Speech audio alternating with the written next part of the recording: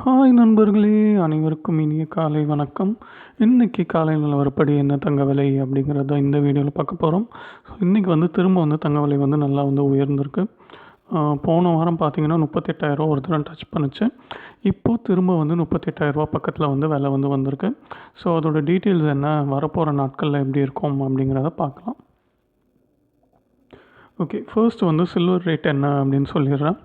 ஒரு கிராம் 71 ரூபா 50 பைசா, ஒரு கிலோ 71,500 ஸோ நேற்று விலையிலேருந்து 100 ரூபாய் ஏறி இருக்க மாதிரி தான் தெரியும். ஆனால் சில்வர் கடுமையாக உயர்ந்திருக்கு. இந்த 2 நாளில் பெரிய அளவில் இன்க்ரீஸ் ஆகிருக்கு அப்படின்னு தான் சொல்லணும். ஸோ ஜிஆர்டியில் வழக்கம் போல் இன்னும் டிஸ்கவுண்ட் கொடுத்துட்டு தான் இருக்காங்க.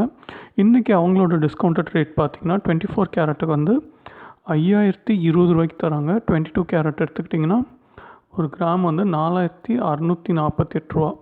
ஸோ இன்றைக்கி ஒரு சவரன் நகை நீங்கள் ஜிஆர்டியில் வாங்கினீங்கன்னா 37,184 ரூபாய்க்கு வாங்கலாம்.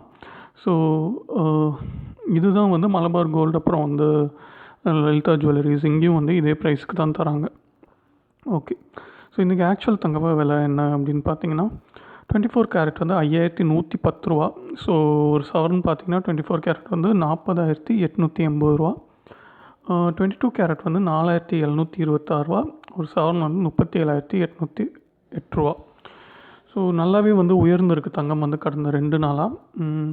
ஸோ 35,000 ரூபாய்க்கு, அதாவது 36,000 ரூபாய்க்கு கீழே ஒரு 2 வாரம் முன்னாடி போச்சு, எல்லாருக்குமே தெரியும். ஸோ அப்போயே பாதி வாங்கி வச்சுக்கிறது நல்லது அப்படின்னு நம்ம சொன்னோம். விஷயம் என்னென்னா இப்போ உயர்ற காரணம் இந்த செகண்ட் ஸ்டிமுலஸ் நிவாரணத் தொகை கொடுக்கறது தான். இதை பற்றியும் முன்னாடியே சொன்னது தான். செகண்ட் ஸ்டிமுலஸ் அனௌன்ஸ்மெண்ட் வரும்போது தங்க விலை ஏறும் அப்படின்னு சொல்லிட்டு. ஆனால் இன்னும் நான் என்ன சொல்லுவேன்னா இன்னுமே குறையும், திரும்ப 36,000 ரூபாய்க்கு கீழே வரும். ஆனால் எப்போ வரும் அப்படிங்கிறது தான் இப்போது சொல்ல முடியாது. ஸோ கொஞ்சம் பொறுத்து இருந்து தான் அந்த ப்ரைஸ்க்கு நம்ம பார்க்கணும். ஏன்னா கொஞ்சம் பொறுமையாக இருந்தால் தான் அந்த ப்ரைஸ் வரும். ஏன்னா இதுவே பார்த்திங்கன்னா ஆகஸ்ட்டில் 43,000 ரூபாய் இருந்தது. அங்கேருந்து நம்ம பொறுமையாக இருந்தனால தான் 36,000 ரூபாய்க்கு வந்தபோது நம்மளால் வாங்க முடிஞ்சது. ஸோ திரும்ப 36,000 ரூபாய் வரணும்னா ஓரளவுக்கு பொறுமையாக தான் இருக்கணும்.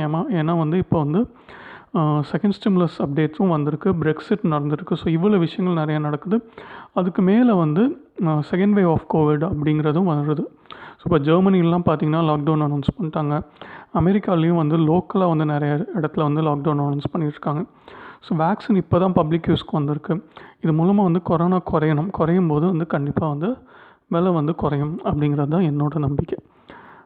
ஸோ நாளைக்கு இப்போ நகைக்கடையெல்லாம் நிறையா ஏமாத்துறாங்க அப்படின்னு சொல்லிட்டு நிறைய நியூஸ் வருது.